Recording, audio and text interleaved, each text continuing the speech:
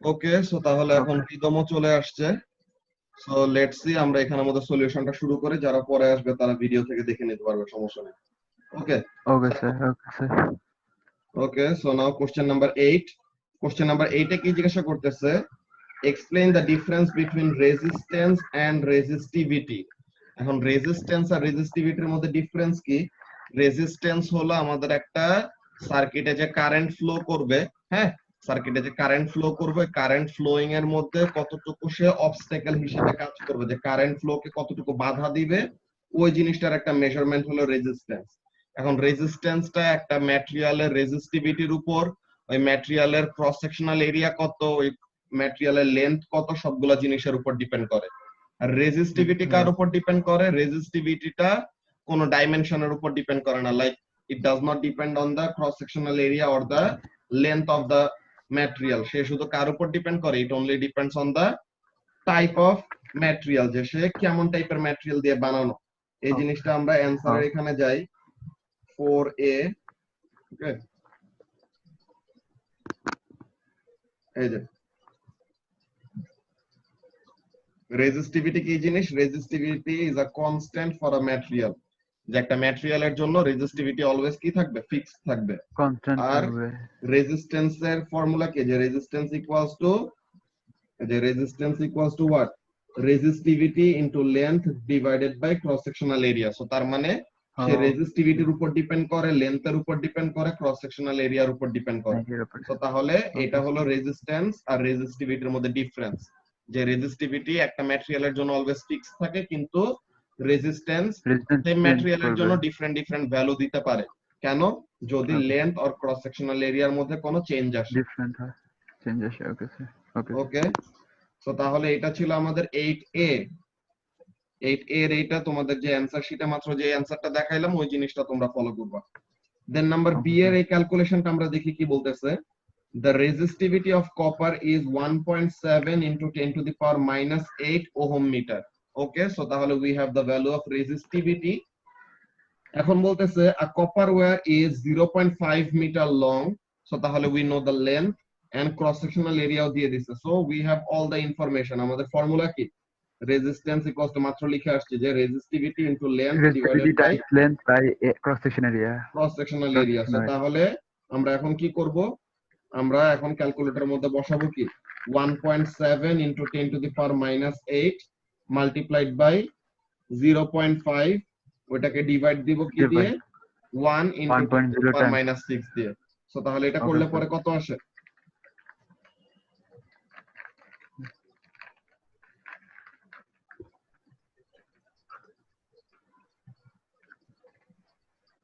করতেছি স্যার, করতেছি। ওকে, 1.7 ক্যালকুলেটর বসাও।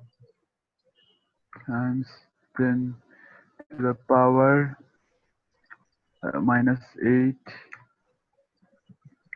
times 0.5 times 0.5 is equals to divided by 1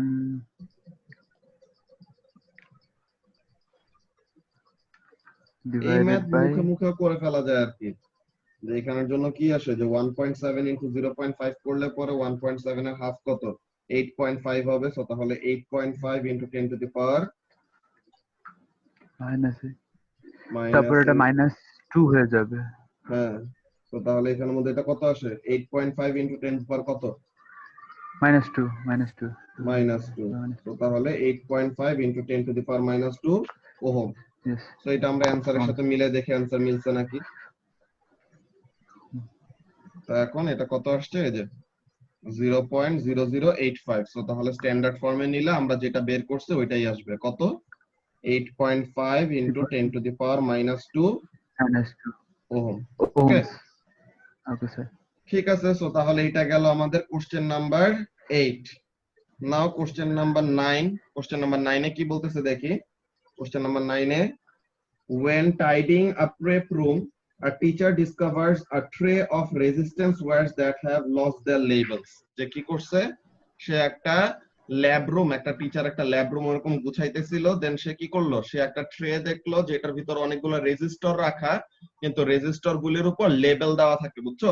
resistor গুলির উপরে হ্যাঁ লেবেল হ্যাঁ দেওয়া থাকে যে এই রেজিস্টরের রেজিস্ট্যান্স এত, এই রেজিস্টরের রেজিস্ট্যান্স এত, এরকম উপরে লেখা থাকে। হ্যাঁ। কিন্তু এখন ওখানে দেখতেছে কি যে ওখানে থেকে লেবেল গুলা পাওয়া যাইতেছে না, লেবেল গুলা মনে হয় উঠে গেছে বা কেউ নাই হয়ে ছিঁড়ে গেছে। ফেলছে আর কি।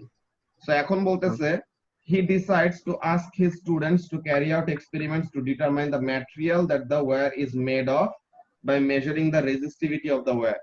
যে সে তার স্টুডেন্টদেরকে এখন তাহলে কি একটা টাস্ক দিচ্ছে, সে তার স্টুডেন্টদেরকে একটা টাস্ক দিচ্ছে যে তুমি কি করবা, তুমি এক্সপেরিমেন্ট করে রেজিস্টিভিটির ভ্যালু বের করবা, রেজিস্টিভিটির ভ্যালু বের করে তুমি এরপর বলবা যে এটা কোন ম্যাটেরিয়াল দিয়ে বানানো। এখন আমরা কি পড়ছি, রেজিস্টিভিটি তো একটা ম্যাটেরিয়ালের জন্য কনস্ট্যান্ট থাকবে। সো তাহলে when we determine the value of resistivity, আমরা ইন্টারনেট থেকে ওর কোন একটা ডেটা বুক থেকে কি করতে পারবো, কোরিলেট করতে পারবো যে এত রেজিস্টিভিটি আসছে, কোন ম্যাটেরিয়ালের রেজিস্টিভিটি এত সাথে মিলে। তো তাহলে তখন আমাদের রেজিস্টিভিটির ভ্যালুটা দিয়ে আমরা সিগনিফাই করব যে এই ম্যাটেরিয়ালের রেজিস্টিভিটির সাথে আমাদের রেজিস্ট্যান্স রেজিস্টর গুলার রেজিস্টিভিটি মিলে যাইতেছে, তো তার মানে এটা এই ম্যাটেরিয়াল দিয়ে বানানো, এমন টাইপের। তো এখন এ নাম্বারে আচ্ছা স্যার, বলতেছে কি, ওকে এই নম্বরে কি বলতেছে, explain why the teacher asked the students to measure the resistivity and not the resistance of the wire. Resistance মাপতে বললো না কেন? বিকজ রেজিস্ট্যান্স তো আমাদের ডাইমেনশনের উপর লেন্থ ভ্যারি এন্ড করে এরিয়া, ইয়েস চেঞ্জ হইতে পারে, তাই না? ইয়েস ডাইমেনশনের উপর ডিপেন্ড করে চেঞ্জ হইতে পারে। সো তাহলে this will not be a constant for a certain material. কিন্তু রেজিস্টিভিটি অলওয়েজ কি থাকবে, একটা সার্টেন কনস্ট্যান্ট ম্যাটেরিয়ালের ফর জন্য সার্টেন অলওয়েজ এরিয়া। কনস্ট্যান্ট থাকবে। তো তাহলে ওই জিনিসটা, ওকে। তো তাহলে এই ব্যাপারটা আমাদের এখানের জন্য লাগবে। এই যে এখানের মধ্যে কাজটা কি, resistivity is a property of a material, যেটা কি which is a constant for a material, যে একটা ম্যাটেরিয়ালের জন্য এই ভ্যালুটা কনস্ট্যান্ট থাকবে, ওকে। সো তাহলে এখানের মধ্যে কাজটা কি, রেজিস্ট্যান্স, আচ্ছা নিচেরটা sorry, resistance is a property of the wire or component that depends on the dimension. So তাহলে ডাইমেনশনের উপর ডিপেন্ড করলে কি হবে, ডাইমেনশনের উপর যদি ডিপেন্ড করে সো তাহলে different length or cross sectional এরিয়ার জন্য we might have different values of resistances. So তাহলে আমরা ওইটা দিয়ে কি করতে পারবো না, এক্স্যাক্টলি কোন ম্যাটেরিয়াল দিয়ে বানানো ওই জিনিসটা সিগনিফাই করতে পারবো বের না, করতে পারবো না। ওকে ওকে। সো তাহলে এটা গেল। এখন 9b, 9b এর একটা সুন্দর একটা এক্সপ্লেনেশন ওয়ালা অ্যানসার আমি লিখে রাখছি, এটা তোমাদেরকে মেসেঞ্জার গ্রুপের মধ্যে দিয়ে দিব, ওকে। এটা পুরো 9 মার্কের একটা কোশ্চেন, এটা ইউনিট 3 এর জন্য খুবই ইম্পর্টেন্ট। ইউনিট 3 তে এই এক্সপেরিমেন্ট অনেক কমন, যে how to determine the resistivity of a wire, okay. একটা মেটাল ওয়্যারের রেজিস্টিভিটি কিভাবে বের করে, ওইটার জন্য সার্কিট ডায়াগ্রাম, কি কি কোয়ান্টিটি মেজার করতে হবে, কি গ্রাফ প্লট করতে হবে, then finally how do we calculate the value of resistivity from the graph. So তাহলে পুরো এক্সপ্লেনেশনটা এটা তোমাদেরকে মেসেঞ্জার গ্রুপে দিয়ে দিব আর, ওকে, এক্সপ্লেনেশনটা। নাও কোশ্চেন নাম্বার 9 শেষ না, কোশ্চেন নাম্বার 10। রিদম কে বুঝতেছো কি বলতেছি? রিদমের তো অনেকগুলা ক্লাস তো মিস হয়েছে, তোমার তো এগুলা ফাইয়াজের কাছ থেকে পরে লিংক নিছো? হ্যাঁ ভাই লিংক নিয়েছি। ওকে আচ্ছা, সো তাহলে এখানের মধ্যে দেখি স্টেট ওহমস ল। ফার্স্টে বলতেছে যে ওহমস ল কি জিনিস, এটা স্টেট করতেছো। ওহমস ল কি? Ohm's law states that the current through a conductor কি হবে, ইজ এখন মনে পড়তেছে না, is directly proportional to the potential difference. Difference Yes, sir. Current is directly proportional to the potential difference যদি কি থাকে, টেম্পারেচার কনস্ট্যান্ট থাকে। তো এটা হলো ওহমস ল। তো এখন বলতেছে using the excess below sketch the graph to show how the resistance varies for a fixed resistor and for a filament lamp. এখন ফিক্সড রেজিস্টর তো একটা ওহমিক কন্ডাক্টর, সে ওহমস ল বে করবে, তো তাহলে তার জন্য গ্রাফটা কি হবে, straight line through the origin. আর একটা ফিলামেন্ট ল্যাম্পের জন্য কি হবে, একটা আচ্ছা সরি এখানে এটা ভুল আঁকছি, এটা হলো রেজিস্ট্যান্সের, এটা কারেন্ট ভার্সেস ভোল্টেজ গ্রাফ না, এটা resistance versus voltage graph, sorry. এখানে রেজিস্ট্যান্সটা তো ফিক্সড থাকবে, straight line, yes sir, yes sir. ঠিক আছে। সো একটা হরাইজন্টাল স্ট্রেট লাইন হবে, because no matter how much the value of voltage is, it will always have the constant value of resistance. So তাহলে এই জিনিসটা। আর একটা filament ল্যাম্পের জন্য কি হবে, ইনিশিয়ালি রেজিস্ট্যান্স কম, যত ভোল্টেজ বাড়াবো তত কি করবে, রেজিস্ট্যান্স বাড়বে, ওকে। যে যত এখানে ভোল্টেজ বাড়াইতেছে রেজিস্ট্যান্স বাড়তেছে, কেন এটা হইতেছে, বিকজ আমরা ফিলামেন্ট ল্যাম্পের জন্য কি পড়ছিলাম, যে ফিলামেন্ট ল্যাম্প কি হয়ে যায়, গরম হয়ে যায় না যখন নাকি তার ভিতর দিয়ে কারেন্ট ফ্লো করে, তখন কি করে, due to heating effect of current the wire gets heated up, so তাহলে টেম্পারেচার বেড়ে যায়। তো টেম্পারেচার বাড়লে কি করবে, টেম্পারেচার বাড়লে তখন রেজিস্ট্যান্স রেজিস্ট্যান্সটা ইনক্রিজ করে। কেন টেম্পারেচার বাড়লে কেন রেজিস্ট্যান্স ইনক্রিজ করে আরিয়াল? টেম্পারেচার বাড়লে রেজিস্ট্যান্স ইনক্রিজ করে বিকজ এনার্জি বেশি ট্রান্সফার। ওই তো এনার্জি বেশি খরচ করে কিভাবে, যে টেম্পারেচার বাড়লে মেটালের ভিতরে যে ল্যাটিসটা থাকে আর যে আয়ন গুলি থাকে তারা বেশি রেটে ভাইব্রেট করতে থাকে। তো যত বেশি ভাইব্রেশন হবে তত বেশি কি করবে, কলিশন হবে তাদের মধ্যে। তো ইলেকট্রন গুলা ফ্লো করতে সময় যত বেশি কলিশন এনকাউন্টার করবে তত বেশি কি রেজিস্ট্যান্স ফিল করবে। তো তাহলে এর জন্য যত ভোল্টেজ বাড়াবো তত কারেন্ট বাড়বে, কারেন্ট বাড়লে টেম্পারেচার বাড়বে, তো টেম্পারেচার বাড়লে তখন যায় রেজিস্ট্যান্স বাড়ে। সো এটা হলো রিজন। এখন বলতেছে the filament of a lamp is made from a metal, explain why the lamp does not demonstrate Ohm's law। এটাই তো মাত্র বললাম যে কি হয়, যে টেম্পারেচার বেড়ে যায়, temperature does not remain constant, so temperature যদি কনস্ট্যান্ট না থাকে দেন সে কি করবে না, Ohm's law ওবে করবে না, মানে কি করবে না, the resistance will not remain constant। So এই জিনিসটা। তো এখন এখানে আমরা 10 নম্বরের জন্য দেখি, 10 নম্বরের জন্য কি বলতেছে। ফার্স্টে এ নাম্বার, Ohm's law কি বলে, current through a conductor is directly proportional to the potential difference provided the temperature remains constant। এরপরে ফিক্সড রেজিস্টর হলো ওহমিক কন্ডাক্টর, তো তাহলে একটা হরাইজন্টাল স্ট্রেট লাইন হবে ওখান দিয়ে। আর ফিলামেন্ট ল্যাম্পের জন্য কি হবে, গ্রাফ শোয়িং ইনক্রিজিং রেজিস্ট্যান্স। ওকে, এই যে from a non zero resistance start, যে রেজিস্ট্যান্স কিন্তু ভোল্টেজ যখন জিরো তখন রেজিস্ট্যান্স তো আর জিরো হয়ে যাবে না, রেজিস্ট্যান্স ঠিকই আছে, কিন্তু এই যে আমরা কিন্তু এইভাবেই আছি। দেখো ওরা বলছে কি নন জিরো স্টার্ট বলতে কি বুঝাইছে, ওরা বলছে এমন, সরি, ওরা বলছে এরকম গ্রাফ যেন না আঁকে কেউ। এরকম গ্রাফ আঁকা মানে কি, তুমি বুঝাইতেছো যে ভোল্টেজ জিরো মানে রেজিস্ট্যান্স জিরো, কিন্তু এমন তো কোনো কথা না, রেজিস্ট্যান্স তো আর ভোল্টেজের উপর ডিপেন্ড করে না। সো তাহলে এখানে কি হবে, নন জিরো একটা স্টার্ট মানে there will be an Y intercept. Initially একটা রেজিস্ট্যান্স আছে, কম কম হইলেও আছে। So when the voltage increases a greater amount of current flows, so যত কারেন্ট ফ্লো করবে তত টেম্পারেচার বাড়বে, টেম্পারেচার বাড়লে রেজিস্ট্যান্স বাড়বে। কেন টেম্পারেচার বাড়লে রেজিস্ট্যান্স বাড়ে, বিকজ আয়নস গুলি বেশি ফাস্টার ভাইব্রেট করে। সো এই জিনিসটা এখানের মধ্যে লেখা দেখো সি নাম্বারে, যে কেন ওহমস ল ওবে করে না। এখানের মধ্যে বলতেছে কি, as the temperature of the filament increases resistance of the conductor changes। ওকে, যে টেম্পারেচার যত বাড়ে তত কি হয়, রেজিস্ট্যান্স চেঞ্জ হইতেছে। কেন চেঞ্জ হয়, because the ions vibrate more. So এর জন্য সে কি করে না, ওহমস ল ওবে করে না। ওকে, এরপর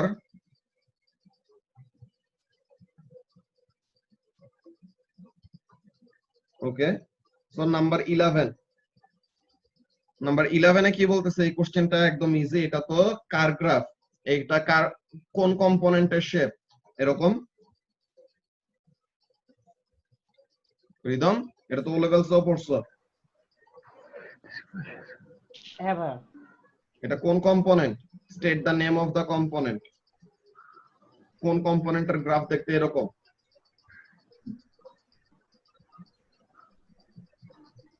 হ্যাঁ ভাই, কি বললা আর বলো, কিসের, কি বললা বুঝলাম না।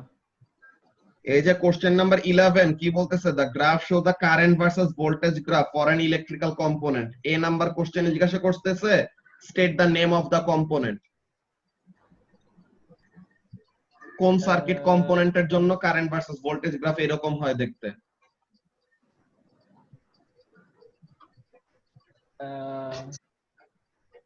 আমার ট্রান্সফরমারটা মনে আসতেছে, ট্রান্সফরমার কি একটা জিনিস কারেন্ট ট্রান্সফরমারের কোনো গ্রাফ পড়ছো? আচ্ছা না, হ্যাঁ তাহলে এটা হচ্ছে গিয়ে সারিয়ার, এটা কোন কম্পোনেন্টের graph? I have no idea, sir. এমন করলে পরে তো তোমাদের পড়ে তো লাভ নাই, এগুলো তো ও লেভেলস এর বাচ্চারাও জানে যে এটা একটা ডায়োডের গ্রাফ। ও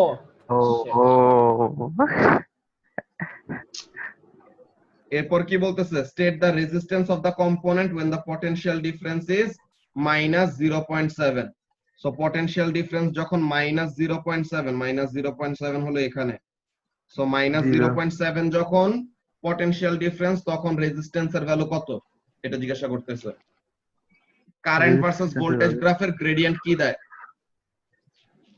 রেজিস্ট্যান্স দেয়, 1 বাই রেজিস্ট্যান্স দেয়। 1 by resistance. Current versus voltage গ্রাফের গ্রেডিয়েন্ট দেয় হলো 1 বাই রেজিস্ট্যান্স। সো এখন এখানে কি, এখানে হলো গ্রাফটা একদম হরাইজন্টাল, সো একটা হরাইজন্টাল লাইনের গ্রেডিয়েন্টের ভ্যালু কত? 1। একটা হরাইজন্টাল লাইনের গ্রেডিয়েন্টের ভ্যালু হলো 0। 0। এগুলা জিনিস তোমরা যদি না জানো তো তাহলে পরে তোমরা এলেভেল সেকেন্ডে পড়তেছো, এটা নিয়ে তো সমস্যা, গ্রেডিয়েন্টের ভ্যালু 0। এখন তাহলে রেজিস্ট্যান্সের ভ্যালু কি আসবে? Resistance equals to 1 by 0 which is infinity, okay, or undefined. যে তোমরা এটা ক্যালকুলেটর বসালে কি পাবা? ম্যাথ এরর পাবা। সো তাহলে এখানের মধ্যে এটা আমরা কি বলবো? The resistance of the component is almost infinity, যে অনেক অনেক হাই, ভেরি ভেরি হাই। তো এর জন্য সে কি করে না, ডায়োড শুধু কি করে, ডায়োড শুধু এক ডিরেকশনে কারেন্টকে ফ্লো করতে দেয়, অপোজিট ডিরেকশনে কারেন্টকে ফ্লো করতে দেয় না।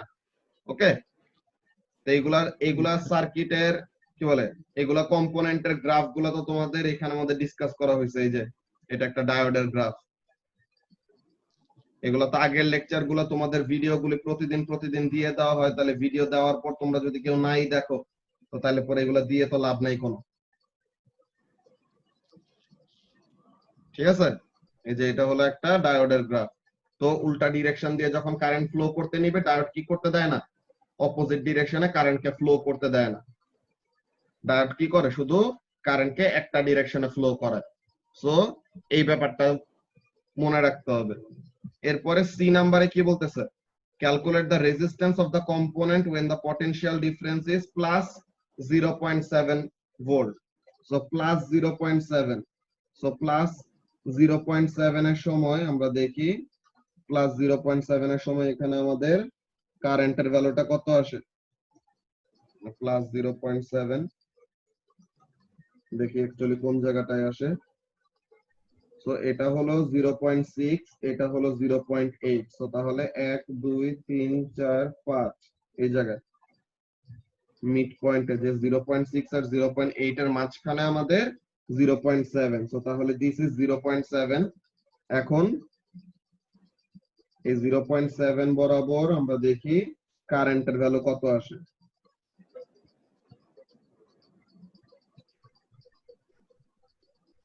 জিরো পয়েন্ট সেভেন বরাবর এখানে কারেন্টের ভ্যালুটা কত? 0.4। তো তাহলে ভোল্টেজ যখন 0.7, কারেন্ট তখন 0.4। তো তাহলে আমরা ভোল্টেজ ইজ ইকুয়াল টু কি জানি? Current into resistance. তো তাহলে রেজিস্ট্যান্স ইকুয়ালস টু কি হবে? Voltage by current. তো এখন ভোল্টেজ হলো 0.7 আর কারেন্ট হলো 0.4। সো এটা ক্যালকুলেটর বসালে কত আসে? দেখেছি 1.75। 1.75 ওহম। তো তাহলে রেজিস্ট্যান্স এই সময় কত? 1.75 ওহম। এখন বলতেছে state a practical use for this component. এই কম্পোনেন্টটা কি করবে? প্র্যাকটিক্যাল ইউজটা কি? এটাকে কি করা যায়? অল্টারনেটিং কারেন্টকে ডিরেক্ট কারেন্টে কনভার্ট করা যায়। অল্টারনেটিং কারেন্ট কি করে? মোর দেন ওয়ান ডিরেকশনে ফ্লো করে। তো তাহলে ডায়োড যদি আমরা একটা বসায় দেই, সে কি করবে? শুধু একটা ডিরেকশনে ফ্লো করতে দিবে, অপোজিট ডিরেকশনে কারেন্ট ফ্লো করতে নিলে তখন কি করবে? ওই কারেন্টটাকে ফ্লো করতে দিবে না, ঠিক আছে? তো তাহলে সে টু ডিরেকশনাল কারেন্টকে ওয়ান ডিরেকশনাল কারেন্টে কনভার্ট করে ফেলবে। সো এখন এখানের মধ্যে আমরা দেখি ফার্স্টে কম্পোনেন্টের নামটা কি? ডায়োড। ওই সময় রেজিস্ট্যান্সটা কি? Very high or infinite. Then রেজিস্ট্যান্সের ভ্যালুটা 1.7, যে ওরা ওখানে 0.41 নিছে। দেন এখানের মধ্যে জিজ্ঞাসা করতেছে যে কি প্র্যাকটিক্যাল ইউজটা কি? যে দেখো এসি থেকে কি করা যায়? ডিসি তে কনভার্ট করা যায়, অর প্রোডিউস ডিসি সাপ্লাই। এইটাকে রেকটিফিকেশন বলে, যে রেকটিফাইং সার্কিট। যে অল্টারনেটিং কারেন্ট থেকে ডিরেক্ট কারেন্টে কনভার্ট করার প্রসেসটাকে কি বলে? রেকটিফাইং। ওকে, রেকটিফাই করা মানে কি? পিউরিফাই করা। ওকে, যে শুধু আচ্ছা ভাইয়া, হ্যাঁ মনে করে অ্যানসার 1.75, আমার আসছে 1.74, তাদেরকে মার্কস কাটবে নাকি মার্কস দিয়ে দিবে? না, কোনো সমস্যা নেই। আচ্ছা। এরপরে last question number 12। Question number 12 এ কি বলতেছে দেখো, a pen which has ink that conducts electricity is used to draw a circle। যে একটা পেন আছে, স্পেশাল একটা পেন, যেটা থেকে যে ইঙ্ক বের হয়, ওই ইঙ্ক কি করতে পারে, ইলেকট্রিসিটি কন্ডাক্ট করতে পারে। সো তাহলে ওই ইঙ্ক দিয়ে কি করছে, একটা সার্কেল আঁকছে, এই যে নিচে এই সার্কেলটা আঁকা। এখন বলতেছে the diameter from point A to point B across the circle is 25 centimetre. So তাহলে ডায়ামিটার হলো 25 সেন্টিমিটার। তো তাহলে রেডিয়াস কত, 12.5 সেন্টিমিটার। সো তাহলে সেন্টিমিটার থেকে মিটারে নেওয়ার জন্য কি করতে হয়, সেন্টিমিটার থেকে মিটারে নেওয়ার জন্য ডিভাইডেড বাই 100।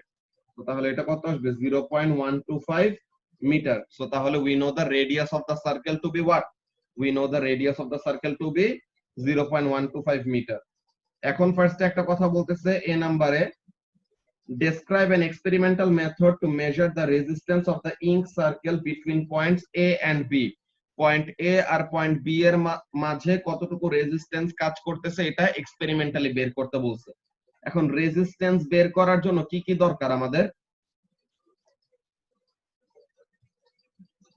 একটা কম্পোনেন্টের আর একটা কিছু রেজিস্ট্যান্স বের করার জন্য কোন কারেন্টের ভোল্টেজ, ইনফরমেশন গুলি জানতে হবে, কারেন্টের ভোল্টেজ, কারেন্ট আর না ভোল্টেজ হলে জানতে হবে। resistivity। যে আমরা এই এ তে এ আর বি তে কি করলাম, ভোল্টমিটার আর অ্যামিটার অ্যাড করে দিলাম। ভোল্টমিটার প্যারালেলে থাকবে, অ্যামিটার থাকবে সিরিজে। দেন কি করব, আমরা সার্কিটটা অন করে দিয়ে কারেন্ট আর ভোল্টেজের রিডিং নিব। দেন কি করব, V is equal to IR।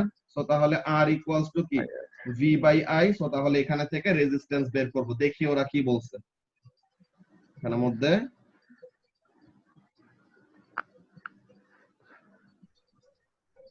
এই যে হ্যাঁ স্যার।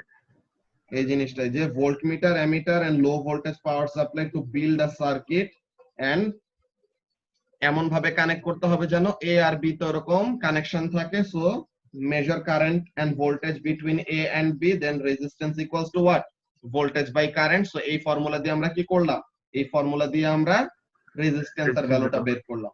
ওকে, তো এখন বলতেছে কি, পরের কোশ্চেনে দেখি এখানের মধ্যে কি বলতেছে, বি নাম্বারে, how would the resistance between points A and B change। যে A আর B এর মধ্যে রেজিস্ট্যান্স কিভাবে চেঞ্জ হবে, যদি কি করে, if the circle was redrawn with the ink line twice the width। যে width যদি 2 টাইমস হয়, যে এখন তো যতটুকু থিকনেস আছে লাইনের, এখন মনে করো যে মোর থিক একটা ইয়ে নিল, যে এখানের মধ্যে কাজটা কি, এই যে মনে করো এখন এতটুকু থিকনেস আছে, এখন আমরা কি করলাম, থিকনেস অফ দা লাইনকে আরো বাড়াই দিলাম, এই যে এরকম ঠিক একটা লাইন আঁকলাম। সো এখন এখানের মধ্যে থিকনেস বেড়ে গেছে মানে কি, ক্রস সেকশনাল এরিয়া বেড়ে গেছে না, উইডথটা বেড়ে গেছে মানে কি, ক্রস সেকশনাল এরিয়া বেড়ে গেছে। সো এখন বলতেছে কি, but with the same size circle, যে সার্কেলের সাইজ সেম, শুধু উইডথ অফ দা ইঙ্ক হলো বেশি। তো এখন বলতেছে কি, রেজিস্ট্যান্স কিভাবে চেঞ্জ হবে। এখন এখানের মধ্যে কাজটা কি, এখন এখানের মধ্যে কাজটা হলো যে আমরা জানি রেজিস্ট্যান্সের ফর্মুলা, আরেকটা ফর্মুলা দেখছিলাম মাত্র, উপরে ফর্মুলা লিখেও আসছি, যে resistance equal to times resistivity by cross sectional area, length into resistivity divided by cross sectional area. Okay, so তাহলে এখানের মধ্যে বলছে কি, লেন্থ আগের মতনই আছে, সেম সাইজ, ক্রস কি বলে, ম্যাটেরিয়ালও তো সেম, যে ইঙ্কটা তো সেম ম্যাটেরিয়াল দিয়ে বানানো। সো তাহলে রেজিস্টিভিটিও সেম। নাও এখানে যদি কি হয়, ক্রস সেকশনাল এরিয়া যদি ডাবল হয়ে যায়, যে উইডথ আমরা ডাবল করে দিছে মানে কি, ক্রস সেকশনাল এরিয়া কি হয়ে যাবে, ডাবল হয়ে যাবে, তাই না। তো ক্রস সেকশনাল এরিয়া যদি ডাবল হয়ে যায়, তো তাহলে রেজিস্ট্যান্সটা কি হয়ে যাবে, কমবে, কমে যাবে। So cross sectional area double হলে রেজিস্ট্যান্স হবে হাফ, যে ইনিশিয়ালি যা ছিল ওটার অর্ধেক হয়ে যাবে। ঠিক আছে, সো এই জিনিসটা এখানের মধ্যে জিজ্ঞাসা করছে। সো দেখি আমাদের অ্যানসারের মধ্যে তারা কি বলতেছে, সরি এই যে, তো এখন এখানে অ্যানসারে কি বলতেছে, resistance is inversely proportional to area of the conductor, যে ক্রস সেকশনাল এরিয়ার সাথে হলো inversely proportional. Okay, so doubling the cross sectional area halves the resistance. বাকি জিনিসগুলো তো কনস্ট্যান্ট, যে length and resistivity is constant. So cross sectional area double হইলে কি করবে, রেজিস্ট্যান্স হাফ হয়ে যাবে। বুঝতে পারছো শারিয়া? ইয়েস স্যার, বুঝতে পেরেছি। শারিয়ারের কিন্তু পড়ালেখা হইতেছে না, এগুলা কোশ্চেনের অ্যান্সার তো একদম ধুমধাম দিয়ে দেওয়ার কথা। সবগুলা ভিডিও, আগের যতগুলা ভিডিও আছে সবগুলা যেন পুরাটা দেখা শেষ হয় তোমার। ওকে, ওকে স্যার, আমাদের আবার কিন্তু দেখবো 4A টপিকটা শেষ। 4A টপিকের পর আমরা নেক্সট ক্লাস থেকে সার্কিট পড়া শুরু করব।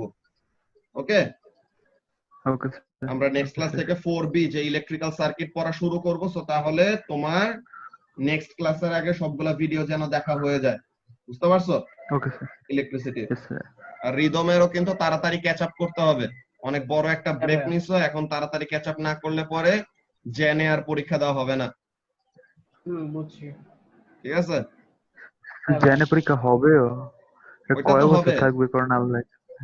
জানে পরীক্ষা নাও, তোর তো প্রিপারেশন নিতে হবে, ইন কেস যদি হয় তাহলে। ইয়া ওইটাই। ইয়া তো তাহলে আমরা এখন ক্লাসটা এখানে শেষ করব। ওকে ওকে স্যার, ওকে, ঠিক আছে ভাই। আল্লাহ হাফেজ। অলরাইট।